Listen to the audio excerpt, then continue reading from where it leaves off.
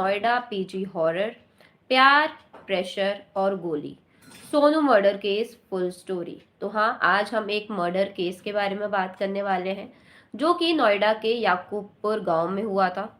मैं इस पूरी केस का आपको डिटेल्ड एनालिसिस दूंगी and then we will proceed with some question answer segment. Okay, so एक ब्रीफ था इस पूरे लाइव सेशन का।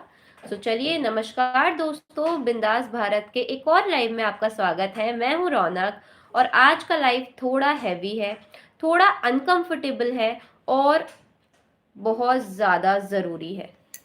ये ये सिर्फ एक क्राइम स्टोरी नहीं है, ये एक वार्निंग है, ये एक रियलिटी चेक है और ये एक सवाल है हम सबके लिए। Noida, modern city, IT hub, PG culture, independent life का सपना। लेकिन इसी नोएडा के याकूबपुर गांव में 28 नवंबर 2025 को एक 25 साल की लड़की सोनू को उसी के बॉयफ्रेंड कृष्णा ने गोली मार दी। क्यों? क्योंकि सिर्फ उसने शादी से मना कर दिया था। शुभम श्याम, हाय हाय। क्या नो बोलना गुनाह कब से हो गया? प्यार का मतलब कब्जा कब बन गया? आज के लाइफ में हम पूरा मामला स्टेप बाय स्टेप समझेंगे, फैक्ट्स के साथ, इमोशंस के साथ और एक बड़े सवाल के साथ। क्या रिलेशनशिप वायलेंस इंडिया का साइलेंट एपिडेमिक बन चुका है? चलिए, इसी नोट पे इस लाइफ को, इस केस की एनालिसिस को शुरू करते हैं। सबसे पहले तो दोस्तों डेट याद रखिए, 28 नवंबर 2025।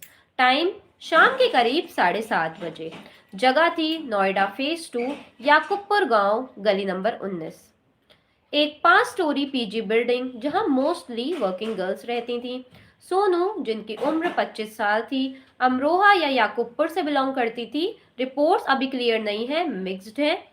और वो काम करती थी, शी वॉज वर्किंग, पहले फैक्ट्री में और रिसेंटली डोमेस्टिक हेल्प या फिर क्लर्क टाइप जॉब थी उनकी। उसके साथ पीजी रूम में रहती थी उसकी 2 बहनें।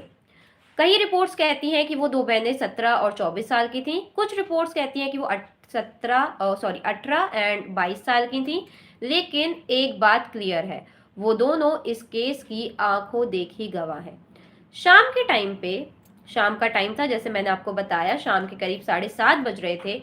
कृष्णा, जिनकी उम्र 26 साल थी, बिहार के भोजपुर या आरा के रहने वाला था वो, और फैक्ट्री वर्कर, पीजी रूम में आता है। दोनों का 2-3 साल पुराना रिलेशनशिप था। फैक्ट्री में साथ काम करते थे, प्यार हुआ, बातें हुई, प्रॉमिसेस हुए। लेकिन यहाँ से कहानी डार्क हो जाती है। ध्यान से सुनिएगा। कृष्णा रूम में आता है और सीधा शादी की बात छेड़ देता है। दोस्तों, यहाँ पर एक इम्पोर्टेंट चीज समझना बहुत ज्यादा जरूरी है। शादी प्रपोजल एक बार होता है, प्रेशर रोज का नहीं होता। रिपोर्ट्स के हिसाब से कृष्णा बार बार शादी के लिए प्रेशर डाल रहा था सोनू पे। सोनू बार बार मना कर रही थी, कभी फैमिली प्रेशर का रीजन, कभी पर्सनल रीजन, कभी सिंपल सा जवाब, अभी नहीं। लेकिन कृष्णा के लिए अभी नहीं का मतलब था कभी नहीं। रूम के अंदर आर्ग्यूमेंट शुरू होता है, आवाज तेज होती है, फोन छीन लिया जाता है और कुछ रिपोर्ट्स कहती हैं कृष्णा को सोनू के किसी और से क्लोज होने का शक था। लेकिन और कुछ रिपोर्ट्स ये कहती हैं कि थर्ड पर्सन का एंगल भी आता है इसमें। लेकिन दोस्तों, शक का मतलब गोली तो नहीं होता। और फिर वो मोमेंट आता है जो इस केस को हॉरर बना देता है। गुस्से में कृष्णा अपनी 32 बोर इलीगल पिस्टल निकालता है और पहले 2-3 गोलियां वो दीवार पर चलाता है, जैसे वार्निंग हो, जैसे वो अपना पावर शो कर रहा हो। रूम में चीखें, बहनें कांप रही हैं, सोनू डर के साथ खड़ी हुई है वहीं पे। सो यू कैन सी, वो एक इलीगल पिस्तौल से पहले तो 2-3 गोलियां दीवार पे फायर करता है ताकि वो एक अपना डर दिखा सकते और एक वार्निंग की तरह इसको वो बता सके। ठीक है, और फिर पॉइंट ब्लैंक रेंज से सीधा सोनू की चेस्ट में गोली। दोस्तों, ये कोई एक्सीडेंट नहीं था, ये कोई हीट ऑफ मोमेंट नहीं था, ये एक क्लियर इंटेंट टू किल था। सोनू वहीं गिर पड़ती है, खून, साइलेंस, शॉक। उसकी बहनें तुरंत फोन उठाती हैं, पुलिस को कॉल करती हैं। कृष्णा गुस्से में और कंट्रोल में उन पर भी गन तान देता है, ट्रिगर दबाता है, बुलेट जाम हो जाती है। अगर वो गोली चल जाती, आज हम ट्रिपल मर्डर डिस्कस कर रहे होते। तो हाँ, जब उनकी बहनों ने सोनू का फोन उठा करके पुलिस को कॉल करना चाहा, तो कृष्णा ने अ, उनके सर पर भी बंदूक तान दी थी, लेकिन लकीली वहां उसकी पिस्तौल जाम हो गई थी, वरना आज हम ट्रिपल मर्डर केसेस के बारे में बात कर रहे होते। ओके, हेलो, हाय सागर। सागर, हाय। हाय हाय। तो हाँ, लकीली उसकी पिस्तौल, जब वो दोनों बहनों को गोली मारने जाता है, उसकी पिस्तौल जाम हो जाती है, लकीली, वरना हमें दो और मर्डर्स देखने को मिल जाते। गन शॉट की आवाज सुनकर नेबर्स बाहर निकलते हैं। किसी को लगता है कि सिलेंडर ब्लास्ट हुआ है। जैसे ही लोग पास आते हैं, कृष्णा उन पर भी पिस्तौल तान देता है। लोग पीछे हट जाते हैं और कृष्णा पैदल ही भाग जाता है। पुलिस पीसीआर आती है। सोनू को हॉस्पिटल ले जाया जाता है। डॉक्टर्स डिक्लेयर कर देते हैं डेड ऑन अराइवल। अब हम बात करते हैं पुलिस के इन्वेस्टिगेशन के बारे में। ठीक है, पुलिस का रिस्पांस काफी ज्यादा स्विफ्ट था। फॉरेंसिक टीम स्पॉट पर, blood samples, empty cartridges collect होते हैं, सीसीटीवी फुटेज बिल्डिंग और गली से उठाई जाती हैं, बॉडी पोस्टमार्टम के लिए भेजी गई। फैमिली की कंप्लेंट पर एफआईआर सेक्शन 1031 मर्डर के तहत केस रजिस्टर होता है और बहनें पूरा स्टेटमेंट देती हैं, कौन आया, क्या बोला, कैसे गोली चली। यहाँ एक बार ये बात क्लियर हो जाती है, प्री मेडिटेटेड मर्डर है, illegal weapon and relationship violence. It is a real story. 28 नवंबर 2025 को नोएडा के याकूबपुर गांव में ये हुआ है। ओके,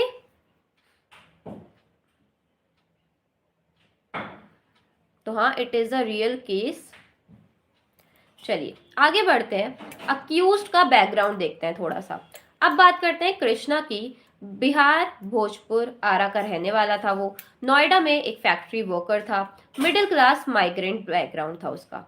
रिलेशनशिप के शुरू में वो नॉर्मल था, लेकिन धीरे धीरे possessive, obsessive and control freak होता है वो। तो दोस्तों, ये वही पैटर्न है जो हम पहले भी देख चुके हैं। तुम मेरी हो, अगर मेरी नहीं तो किसी की भी नहीं। और यहीं से honour killing type narrative social media पे चल पड़ा। Police chase and arrest. Murder के बाद कृष्णा अपसॉन्डिंग हो जाता है। पुलिस 4 स्पेशल टीम्स बनाती है, मोबाइल ट्रैकिंग करती है और सीसीटीवी मूवमेंट को एनालिस करती है। ठीक है, रूट रेस होता है नोएडा गुजरात बस या शेयर्ड व्हीकल से, गुजरात से बिहार या भोजपुर, ऐसे वो भागता है। 5 से 6 दिसंबर 2025 के बीच बिहार पुलिस के साथ जॉइंट ऑपरेशन होता है, क्योंकि वो ऑलरेडी इस केस के बाद बिहार भाग चुका था। तो हाँ, बिहार पुलिस के साथ इसका जॉइंट ऑपरेशन होता है। कृष्णा अरेस्ट होता है, कोर्ट में पेशी, जुडिशियल कस्टडी। उसकी निशानदाही पर 32 बोर पिस्तौल, 2 लाइव कार्ट्रिजेस और 2 खोखे सेक्टर 85 के जंगल से रिकवर होते हैं। तो दोस्तों, ये केस सिर्फ पुलिस फाइल्स में नहीं रहा, ये X Twitter, new Indian Express, India TV, Times of India, Instagram reels, Noida PG horror और बॉयफ्रेंड शॉट गर्लफ्रेंड, हैशटैग्स जैसे no means no, relationship violence, women's safety and Noida crime, ऐसे हैशटैग्स उठने लगते हैं। ये केस सिर्फ पुलिस के पास नहीं रहता है, ये केस सोशल मीडिया प्लेटफॉर्म्स पर भी काफ़ी ज़्यादा वायरल हो जाता है, जैसे ट्विटर, इंस्टाग्राम और जैसे मैंने अभी आपको हैशटैग्स बताए, hashtag Noida crime, hashtag no means no, hashtag women safety, hashtag relationship violence, ऐसे हैशटैग्स वायरल हो रहे हैं अबाउट दिस केस। लैक्स में व्यूज आ रहे हैं इस पे, थाउजेंड्स ऑफ कमेंट। कुछ लोग ने माइग्रेंट एंगल घुसाया है, लेकिन मेजॉरिटी ने एक ही बात बोली, नो बोलना लड़की का हक है।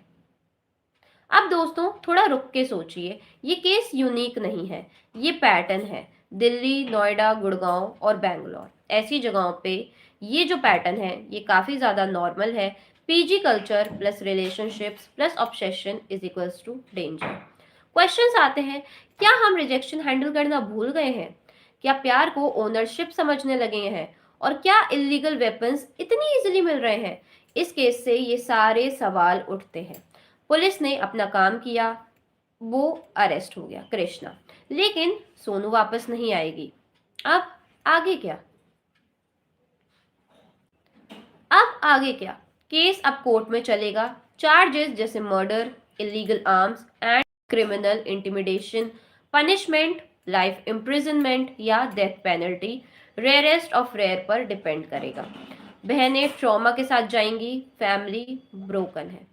तो ये था इस केस का मेरी तरफ से एक पूरा एनालिसिस कि कैसे सिर्फ एक नो बोलने से कोई इंसान किसी इंसान की जान ले सकता है। एंड क्या नो बोलना एक क्राइम हो गया आज के टाइम पे? एंड क्या अगर आप रिलेशनशिप में होते हैं तो it will give you the right to shot someone? तो ऐसे सवाल इस केस से काफी ज्यादा उठते हैं। I want your opinions in the chat box कि आप क्या सोचते हो इस केस को लेकर के। को एंड करना चाहूंगी। आई होप ये आज का जो लाइफ वो थोड़ा अलार्मिंग था, थोड़ा सा वेकिंग कॉल था, एंड थोड़ा सा हमने लव रिलेशनशिप्स पे भी बात करी। So I hope you like. Then if you do, please make sure to hit the like button, comment your opinions in the comment section and share this with all the person that you know that are in a relationship or that needs to know this. सो उनको share कर दो जल्दी से। मैं आपसे मिलती हूँ जल्दी ही एक नेक्स्ट लाइफ के साथ। जब तक मैं हूँ रौनक, आप देखते रहिए बिंदास Bharat. Thank you very much.